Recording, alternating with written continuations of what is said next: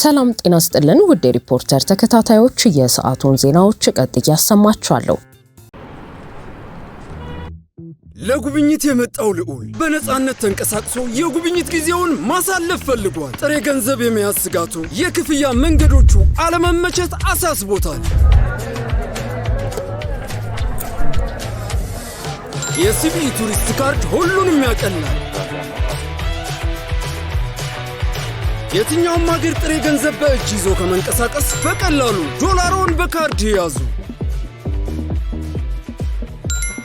በማንኛውም ኤቲኤም እና ፖስ ማሽን ላይ ያለምንም ተጨማሪ የአገልግሎት ክፍያ ይጠቀሙበታል።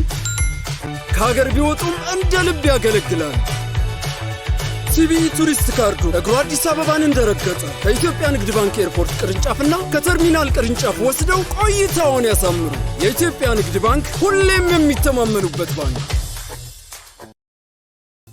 ጠቅላይ ሚኒስትር አብይ አህመድ በፓርላማ ንግግራቸው ህዝብን በጅምላ የሚፈርጅና መንግስት ለእውነተኛ ሰላም ባለው ፍላጎት ላይ ጥርጣሬ የሚፈጥር ነው ሲል በትግራይ የሚንቀሳቀሰው ተቃዋሚ ፓርቲ ሳልሳይ ወያነ ትግራይ ወቀሰ። ሳልሳይ ወያነ ትግራይ በትላንትናው ዕለት ግልጽ ደብዳቤ ለጠቅላይ ሚኒስትር አብይ አህመድ ሲል ባሰራጨው ደብዳቤ ጠቅላይ ሚኒስትር አብይ አህመድ በዚህ ሳምንት በፓርላማ ባደረጉት ንግግር መንግስት ከትግራይ ህዝብ ጋር ከሰላምና በትብብር አብሮ መስራት እንደሚፈልግ ቢገልጽም ህዝብንና ገዢውን ለየ የትግራይን ህዝብ እንደ ህዝብ ሰላም እንደማይፈልግ ባላንጣ የሚፈርጅና ሀገር ከሚያስተዳድር ጠቅላይ ሚኒስትር የማይጠበቅ ነው ሲል አውግዟል።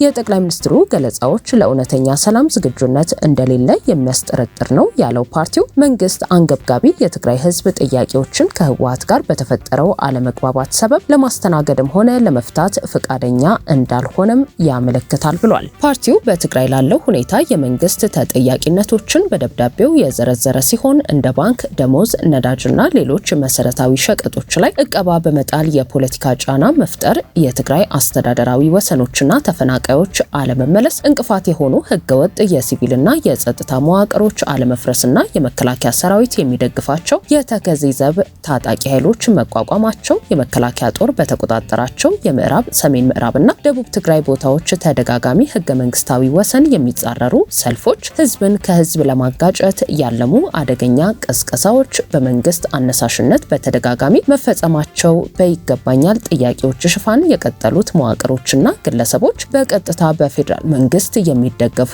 የብልጽግና ፓርቲ አባላት መሆናቸው ዋነኛ ምክንያት ነው ሲል ወቅሷል። ተቃዋሚ ፓርቲው እንደገለጸው ለትግራይ ህዝብ የቀረበው የሰላም ጥሪ ልባዊ መሆኑ የሚታወቀው ጠቅላይ ሚኒስትሩ የሚመሩት መንግስት ለትግራይ ህዝብ ጥያቄዎች ቀና የሆነ ተግባራዊ ምላሽ ሲሰጥ ብቻ መሆኑን አሳስቧል። ጠቅላይ ሚኒስትር አብይ በፓርላማው መንግስት ለትግራይ ህዝብ ሰላም ለማምጣት ሲል የሚጎዳውንም ነገር ቢሆን ይቀበላል በማለት ያደረጉት ንግግር ለሚመሩት ህዝብ ሰላም ተብሎ የሚከናወን የትኛውም ተግባር እንደ ጉዳት መታየቱና መገለጹ ከመንግስት አይጠበቅም ብሏል። ጥያቄዎቹን መመለስ የሚያስገኘው ሀገራዊና ክልላዊ ጥቅም እንጂ የሚያመጣው ጉዳት የለም ሲልም ሳልሳይ ወያነ ፓርቲ አስገንዝቧል። ችግሩን ከመሰረቱ ለመፍታት የሚያስፈልገው ለህገ መንግስት ተገዢ በመሆንና ህዝብን በእኩልነት በማስተናገድ በመሆኑ መንግስት ይህን በማድረግ ለሰላም ዝግጁ መሆኑን ማረጋገጥ አለበት ብሏል። በኢትዮጵያ ያለው የትምህርት ጥራትና የክህሎት ማነስ ለግሉ ዘርፍ እድገት ፈታኝ ሊሆን እንደሚችል የዓለም ባንክ አስታወቀ። የዓለም ባንክ በቅርቡ ኢትዮጵያን የሚመለከት የ10 ዓመት ስትራቴጂ ሰነድ ይፋ አድርጓል። በኢትዮጵያ ከሚገኙት የ10 ዓመት ዕድሜ ያላቸው ህጻናት መካከል 90% ያህሉ ማንበብ የማይችሉ መሆናቸውን የዓለም ባንክ ይፋ ባደረገው አዲሱ ስትራቴጂ ሰነድ ላይ አመላክቷል።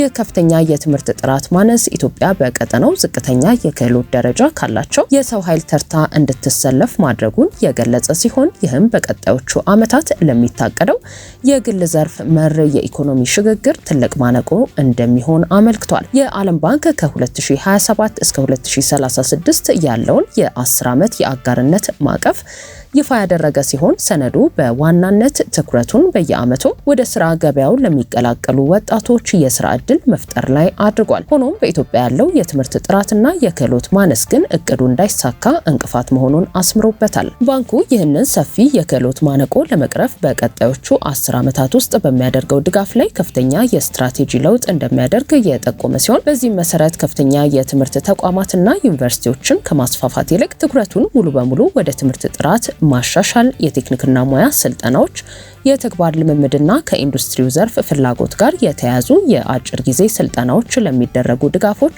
ፊቱን እንደሚያዞር በሰነዱ አመልክቷል። ባንኩ በሚቀጥሉት 10 ዓመታት ውስጥ ስትራቴጂያዊ ውጤት ለማምጣት ሲል ቀደም ሲል ቅድሚያ ይሰጣቸው የነበሩ አንዳንድ ትላልቅ ዘርፎችን ሙሉ በሙሉ ከእቅዱ ውጪ አድርጓቸዋል። በአዲሱ ስትራቴጂው መሰረትም በመንግስት የሚመሩ ግዙፍ የኃይል ማመንጫ ፕሮጀክቶችን፣ ዋና ዋና የአስፋልት መንገዶችና የቱሪዝም ዘርፍን በቀጣዮቹ 10 ዓመታት ቅድሚያ ከሚሰጣቸው ፕሮጀክቶች ዝርዝር ውጪ አድርጓቸዋል።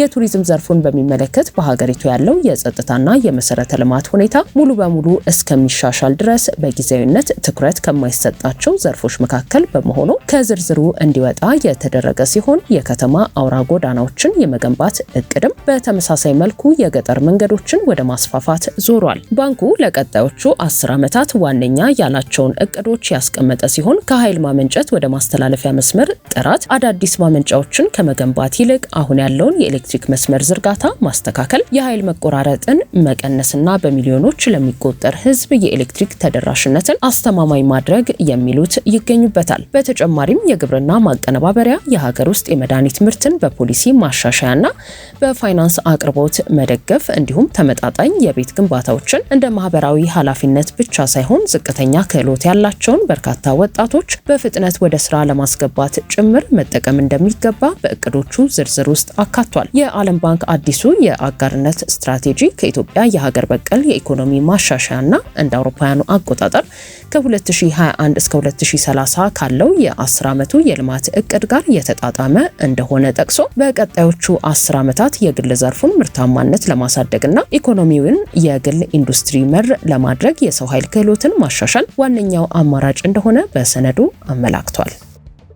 የሱዳን ጦርነት በፍጥነት ተቋጭቶ የሲቪል አስተዳደር ካልተፈጠረ ሀገሪቱ ከአፍሪካ ህብረት አባልነት ታግዳ እንደምትቆይ ህብረቱ አሳሰበ። በሱዳን የቀድሞ የአማጺዎች መሪ የነበሩ ፖለቲከኛ ያቀረቡት የሽግግር ሰነድ አነጋጋሪ ሆኗል።